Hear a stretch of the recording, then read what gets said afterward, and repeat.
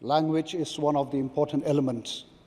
For many years, we've been demanding for the inclusion of the Khasi language in the 8th schedule. I hope, with the support of members, that one day, just like while I was sitting here, from day one, hearing our friends speaking their own language, how I wish that one day, very soon, that you will also get to hear the language that I speak, the Khasi language. And I hope that the government, members in the opposition, would support the inclusion of the Khasi language in the 8th schedule. Okay, sir. Kindly conclude, sir. Well, the government talks about development. Let me remind this House that Shillong, or rather Meghalaya, is one of the famous tourist destinations. And while talking to friends outside in the corridor, when they ask me where do I come from, I say, I come from Shillong. Oh, Shillong is a very beautiful place. I hope members who have never visited Shillong, or Meghalaya for that matter, would one day make it a point to visit Meghalaya.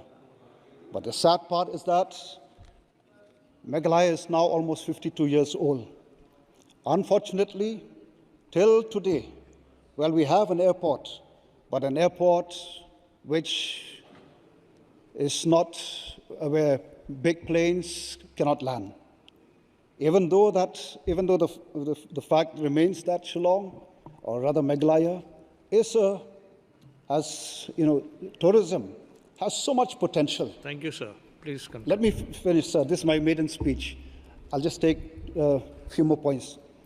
I just hope that the government, the concerned ministry, would help the state to ensure that this airport is an airport where large plane can land.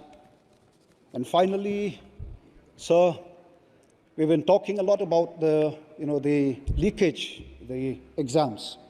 I would like to draw the attention of the members of this August House that there's another important issue which I feel as members we should take and look at it seriously.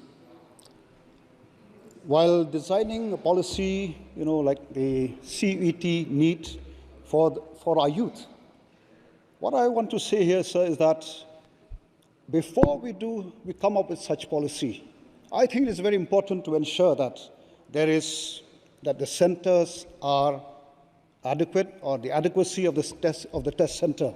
Otherwise, what is happening I'm a teacher. It pains me when I come across students who have to put